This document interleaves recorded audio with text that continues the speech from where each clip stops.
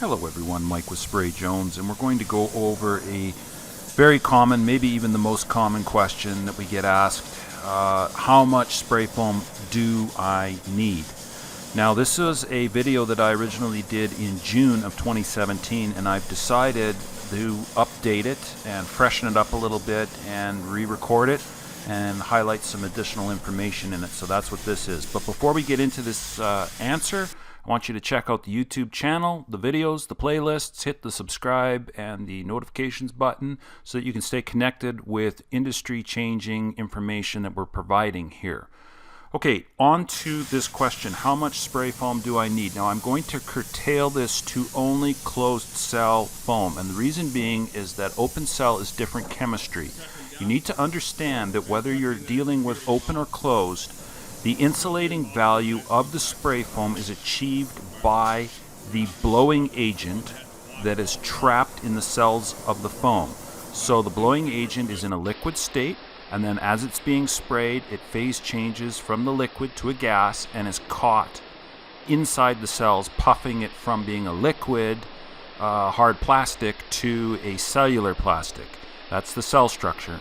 In closed cell foam, we are using a freon. In open cell foam, you're using water, steam. So the carbon dioxide is what the blowing agent is. So obviously the chemistry is different, the stats are going to be different, and we're just going to concentrate on a closed cell today. Okay, this chart is going to provide the information that we need to get to the answer of our question. This is an ASTM C236 guarded hotbox test. It's a standardized test for measuring insulative ability, but rather than just measuring resistance value through conductivity, we're measuring actually the BTUs lost. And the way that it works is very simple. They take a 24 square foot box. It's insulated on all 6 sides. They try to maintain 20 degrees centigrade inside that box, or Celsius, inside of a minus 20 Celsius cooler.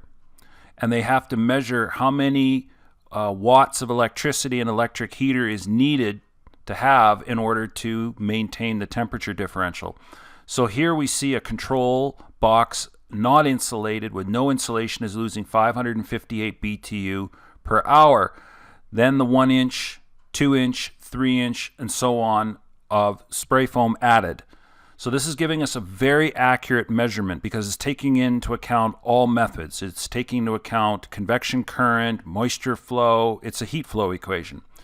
And I like it because it's going to show us something amazing. So at 1 inch, we could call that about an R6. All right. Some products will be a little bit higher, but for most suppliers, let's just say an R6 of spray foam, 2 inches, an R13, 3 inches, an R19, 4 inches, an R27, 28, 5 inches to an R31, 32.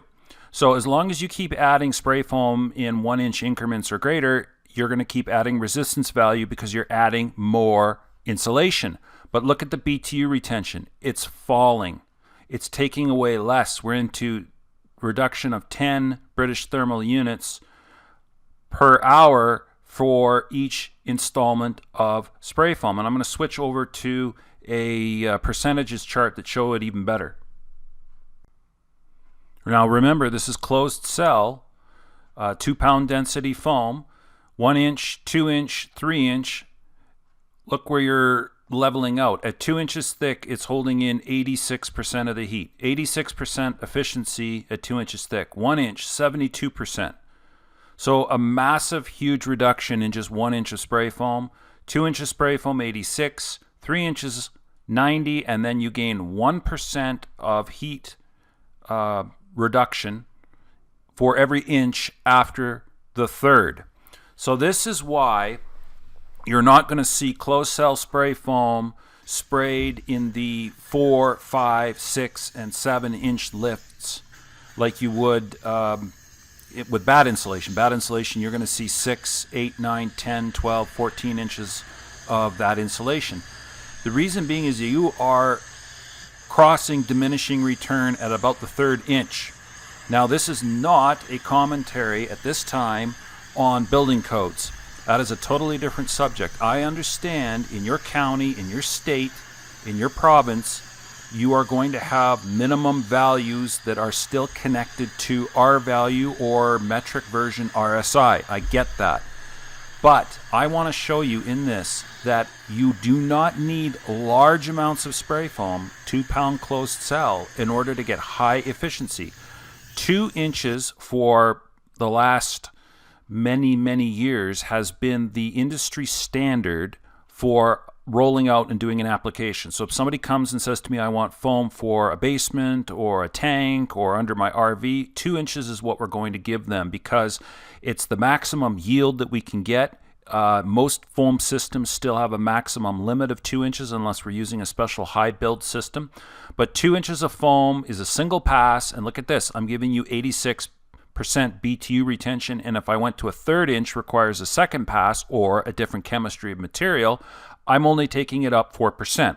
So we're not making huge gains. So people ask me a lot of times, well, why don't you fill a 2x6 up? Well, look at where the 2x6 would be.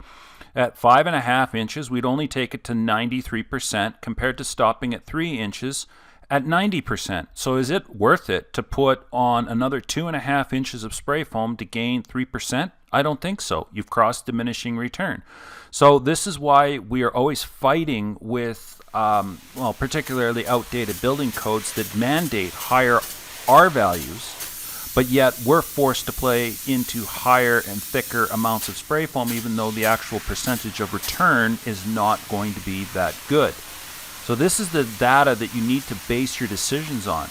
You need to be saying, okay, if I get the spray foam guy out and he gives me 1.5 inches or 2 inches, I'm not being cheated, especially with closed cell. You're not being cheated. You don't need to be spraying 3, 4, and 5 inches unless there's some ulterior motive or reasoning behind what you need to do. So in summing up, you've seen the data for yourself. 2 inches is a very good amount. 1.5 inches is excellent, 80% BTU retention. 2 inches, 86, 3 inches holding in at 90%. When we can shift the conversation away to the building owner, the architect, away from just considering an R value number as the sole number for what we're going to specify, we can get them away from that and into the actual BTU retention chart like you're seeing here. The education goes much quicker, much better, and we get people making a sensible decision on how much spray foam to get and not making us go to higher values which increase the cost and then scare them off from committing to the project.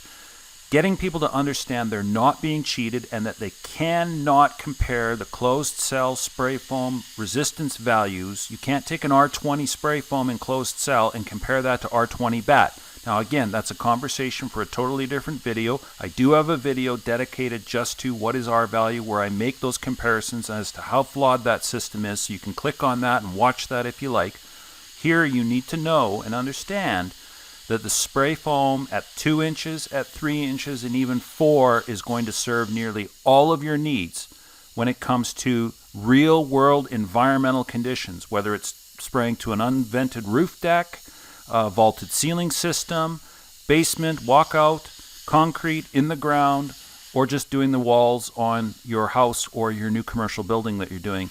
I've rarely seen architects on commercial projects specify anything over 4 inches for this exact purpose. So I hope this video has been a help to somebody. Click on the share, the like, the subscribe. Check out the other videos, the other playlists, as we got a lot of really good information that continue to be uploaded on the site, and I want you to stay connected. Have a good day.